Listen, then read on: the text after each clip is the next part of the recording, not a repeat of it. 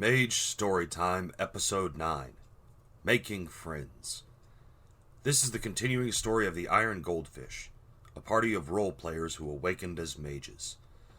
Our cast includes Alwi, who manipulates time with his phone, Bard, a mind and spirit mage who uses superheroes as his gods, Critical, who improves the luck of others through his own pain, Handy, a correspondence-using thief who steals items at long range, Kitty, who empowers his stickers and cats with spirits, Telo, a postmodern mage who uses a hodgepodge of skills to manipulate forces and matter, and Weeb, who uses his life skills to enhance his martial arts and Chinese medicine. Inspired by our successful meeting with the Celestial Chorus, several of our parties started putting out feelers and trying to make contact with other traditions. An apologetic Handy also got in touch with the Order of Hermes, trying to find a new opportunity for us to meet with the more established mages.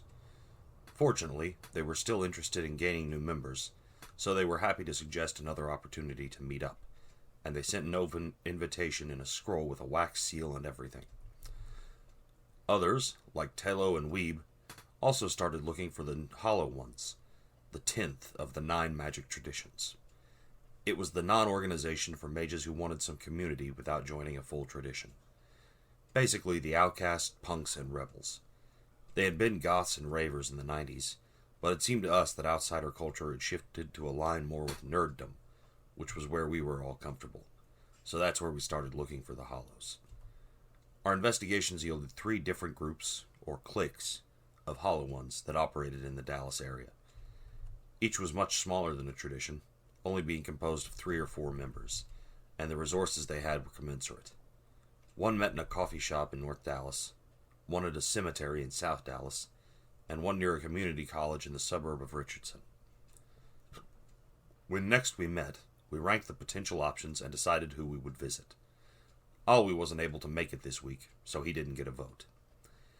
The Order of Hermes event was on a set date, so we could plan around that and try to meet up with the Hollow Ones by hanging around their locales. Kitty, who had been minding the store, also informed us about the massive bills he had had to deal with. Business was suffering, but we weren't too concerned since we basically had the secret for alchemy and could always pawn stuff. So long as we weren't too egregious, neither any magical groups nor the IRS should notice. I mean, we might be crazy enough to take on vampires, mages, and evil spirits, but the IRS? No, thank you. Ignoring the business problems because they weren't as interesting, we decided on the college first.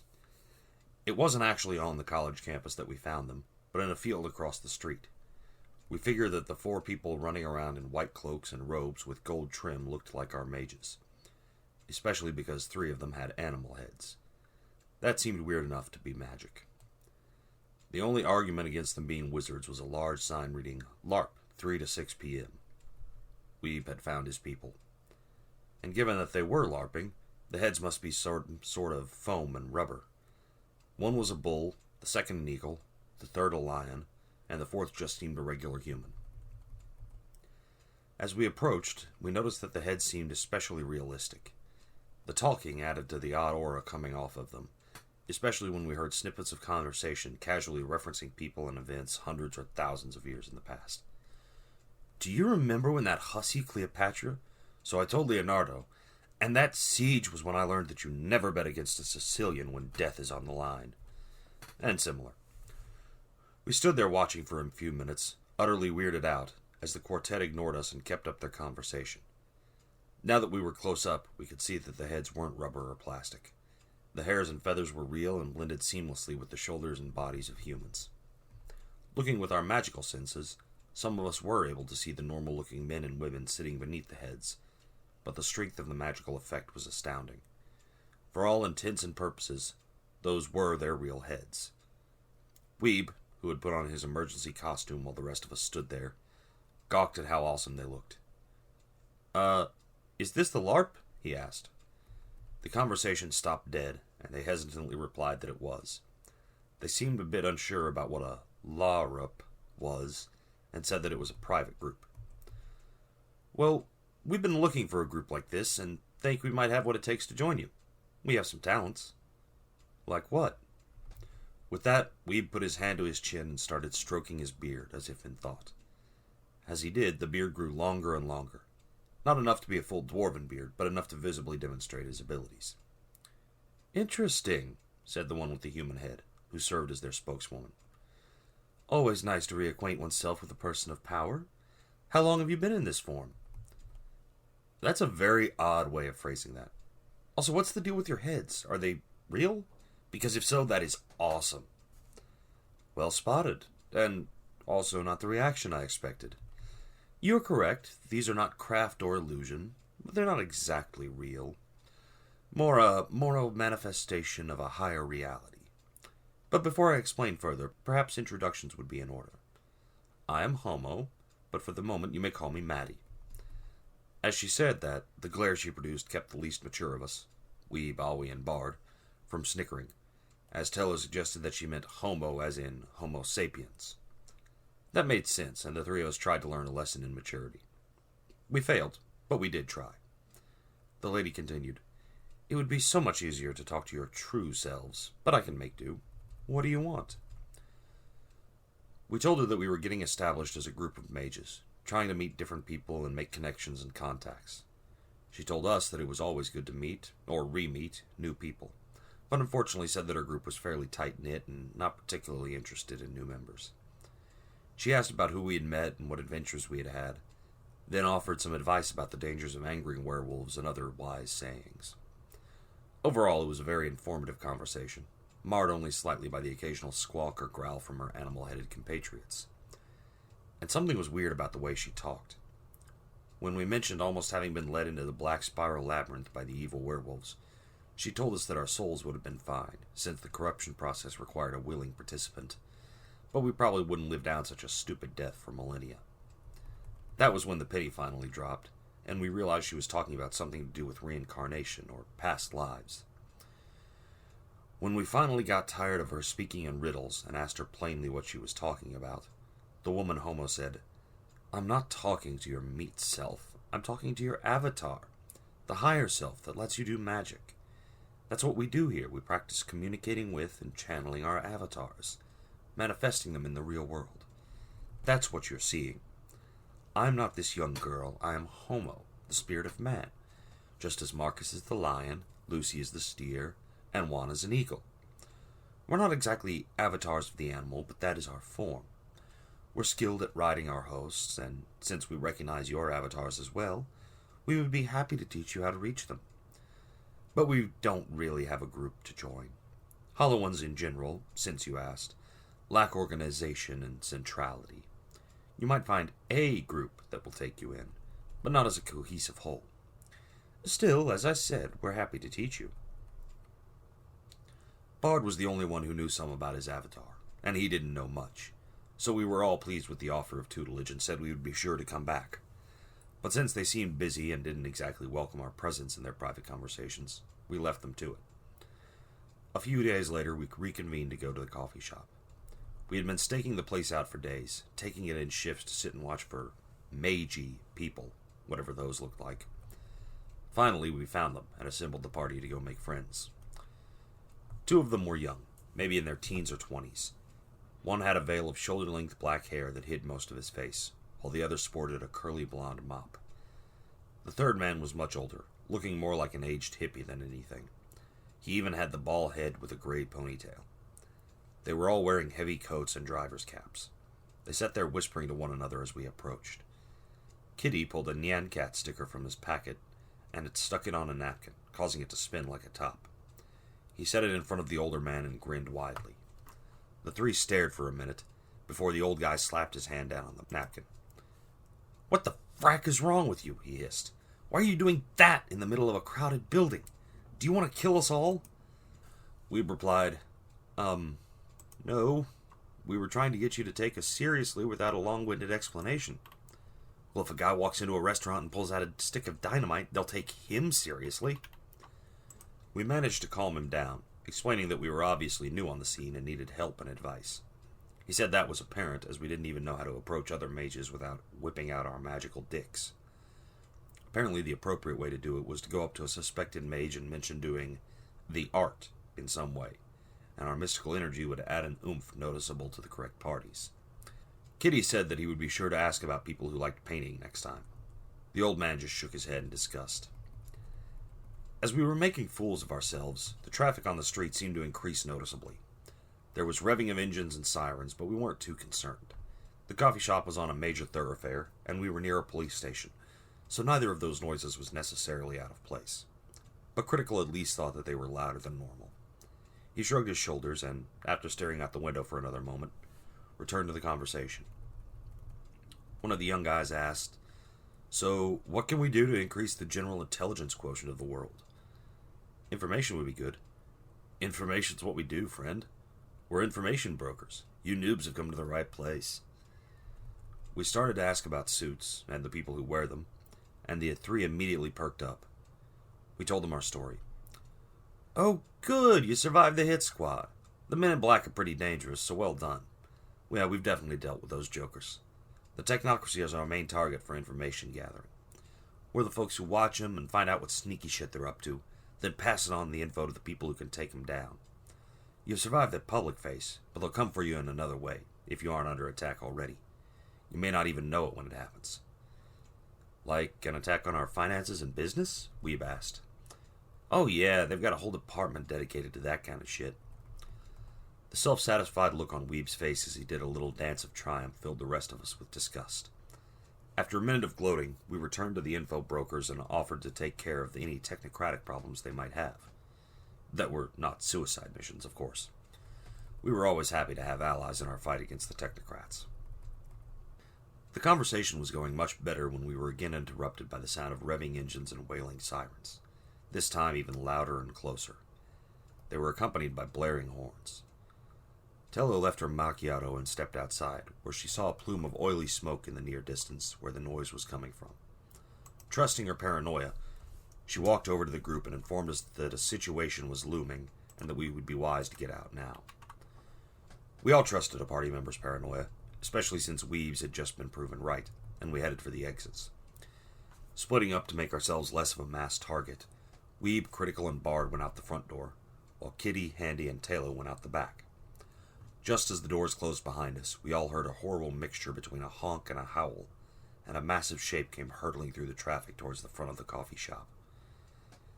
Those of us standing in front saw what looked to be a car, except that it was walking on its hind legs. Also, it had legs.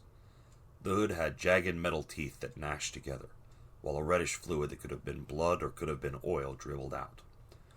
Ripped and jagged chrome pipes stuck out everywhere. Even from where we were, we could hear the old mage inside shout, "Holy shit! 434ZHJ! Run!" And with that, he and the other two warped out of the building and the entire zip code. Possibly the state. This was an incredibly dangerous maneuver in a building full of sleepers, but that was the level of nope they had pumping through their systems. As the beast waded its way through traffic, pushing cars aside and ignoring the occasional collision, we could all see the coruscating halo of paradox lightning blazing around it. Reality itself was trying to force the monster out, but it was too strong. It careened across the street and crashed into the front porch of the coffee shop where Weed, Critical, and Bard were standing. Critical and Weeb threw themselves out of the way, and Bard tried to do the same, but was caught a glancing blow by the fanged hood and jagged pipes and collapsed in the heap by the door. Critical immediately ran over and pumped his magic into the body of Bard, trading some of his own health for Bard's damage and suffering cuts all across his arms. It didn't do a whole lot, but the largest gashes on Bard's body were mostly closed. Critical then pulled the stun baton he had recovered from the technocracy agents after their attack and lashed out at the car monster. He hit it square on the door panel, but the metal car did not seem fazed. It turned to look at him, and Critical fled back into the shop. Struggling to his feet, a ragged Bard muttered, "I'm the best there is at what I do." Immediately, he looked as if he felt like he had healed his wounds. To be clear, he didn't actually heal any wounds, but he looked like he felt better. The placebo effect is a powerful thing, especially when enhanced by magic. Weeb shouted at him to run, saying he would draw the monster away. "That's a terrible idea," Bard replied. "I'll still do it because I'm in no shape to stop you, but it's a really stupid idea."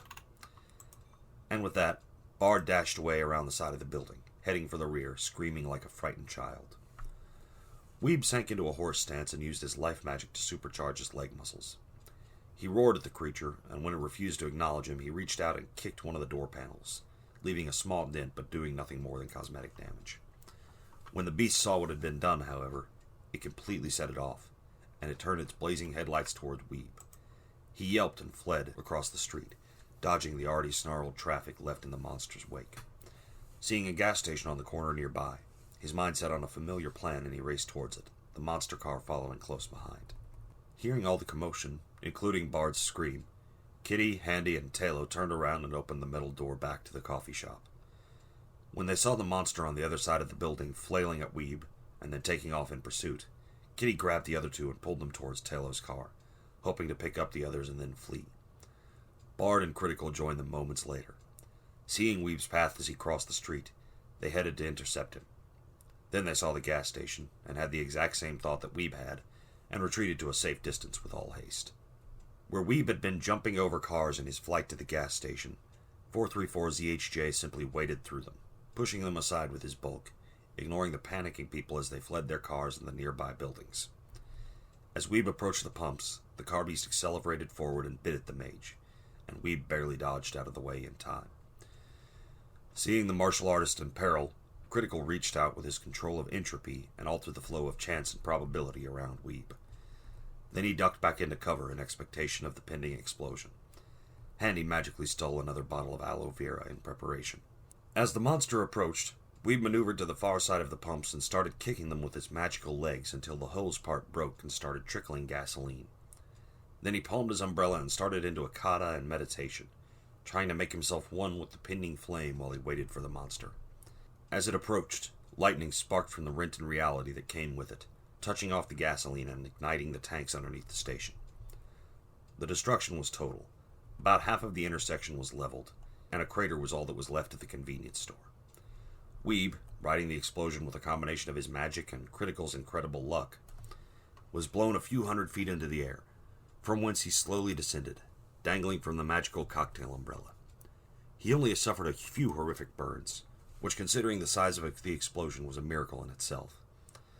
Bard, on the other hand, soon lost his magical high and collapsed into a heap, where a few of us started trying to heal him. On the plus side, not only was the monster destroyed, or at least banished from this plane, the police that were chasing the lunatic driver, as they saw it, blamed the car for the explosion and weren't looking for any living culprits. So we weren't subject to any suspicion, except perhaps from the technocracy agent / clone who pulled up to the scene a few minutes later. He didn't seem to notice us, but was busy gawking at the damage done. If nothing else, he seemed as shocked by what happened here as we were. We left before he could spot us, pretty certain that the technocracy hadn't had anything to do with the attack. We had a few days to recuperate before we were expected at the Order of Hermes gathering. We needed it. Luckily, several of us knew how to heal with magic, so we were able to patch up the worst of the damage. We salved our wounds as best we could and dressed up once again for a fancy party. We figured that we were less likely to be attacked by anything there. Or at least we hoped so. This event was being held at a suite at a downtown hotel, being hosted by their social club / front, the Hermetic Order of the Golden Dawn. Tillo mentioned that the name sounded familiar, and we wondered about copyright infringement, until Critical got a closer look at the insignia. Turns out the W was actually 2 V's, so it was the Hermetic Order of the Golden Davin. For some reason, some of us took that as an ill omen. When we arrived at the party, we were immediately set upon by a cheerful, motherly type who bounced over and started making introductions. Bard was reminded of several sorority rush counselors he had known in college. She was aggressively cheerful. We did our best to remove ourselves as politely as possible, with the exception of Handy, who was actually interested in joining the order. Weeb, Bard, and Kitty made straight for the snacks, while Handy listened to her enthusiastic gushing about the Order's amazing history and wondrous achievements. Over by the buffet table sat an ancient old man who had pulled an armchair into easy reach of the best trays. Occasionally Weeb and he would reach for the same snack, and he would smack our friend's hands and nab the treat for himself. Since the man looked like the dictionary definition of the word wizard, complete with trailing beard and cackling grin, Weeb remained polite and deferred to his elder. The old man, noticing this, laughed gleefully and congratulated Weeb on his good sense in matters. "Name's Archimedes, boy." "What, like the old Greek philosopher?" No, not him. He's dead. I'm the one who shot him. Stole his name. Ha! That'll learn him. His cracked, high-pitched voice was carrying across the room, and the woman who had first greeted us turned in exasperation to shout, "No, you didn't, Archimedes. You thought the name sounded cool. You're only 278. Quit telling those lies." Most of us found this hilarious, and were even more surprised when a squeak escaped from Archimedes' seat. He lifted himself up and produced a hernia cushion, strangely crafted into the shape of a face. It grimaced at us. "You like it? It's a fifth-generation vampire that tried to kill me once. Turn the stupid bastard into a hernia cushion. Enjoy my wrinkled ass, you blood-sucking jerk." And with that, we all started to unofficially worship the old man. Every mage has heard the rumor of the wizard who turned a vampire into a deck chair, but no one had ever really seen something like it. Plus, when the wizard's magic had eventually failed, the rumor went, the vampire was pissed. So not only was this old mage in front of us ludicrously powerful, he was also certifiably insane. In short, he was everything we wanted to be. Weeb immediately dropped to his knees and begged to be taken on as an apprentice, although he wasn't interested in joining the Order of Hermes. We offered him booze, and the old man liked to piss off the self-righteous tradition officials anyway, so he quickly agreed. Although most of the tutelage consisted of Weeb just listening to the rambling tales of a half-mad old man, and occasionally pulling pranks on regular members of the Order. Still, they had fun, so no worries. Handy, meanwhile, kept up his conversation with the greeter lady. She was incredibly welcoming, but kind of passive-aggressive. Especially when it came to Archimedes, who she claimed was a few cards short of a full tarot deck, as it were. She was quick to point out that he wasn't the only master, just the oldest and crankiest, and she had no idea why he insisted on toting that horrible old cushion with him everywhere. Still, she had plenty of information to offer about the tradition's great library and many resourceful mages, doing her best to make the sale. She even laughed at Handy's horrible puns. He was completely on board, especially since he had dreamed of joining a proper wizard school since he was 10. His opinion might have changed if he spent much time talking to the intern standing in the corner, trying not to be noticed while he grazed at the buffet table. Still, Handy had some experience, and the iron goldfish were beginning to develop a reputation. Plus, he had a magical necklace that let him speak any language, so we were assured Handy would be able to take an accelerated track through the initiate stages, even in this legendary hierarchical organization. Surely the dead look in the intern's eyes was nothing to worry about. Surely. Just the sign of a young scholar at mental rest, of course. And even though Weeb had told Archimedes about the origins of Handy's name, he was only going to get respectful treatment there. No doubt. Oh well, it was Handy's dream. Can the iron goldfish trust their new friends? Who is behind the marauder attacks? Who or what will they meet with next? Find out in the next Mage Storytime.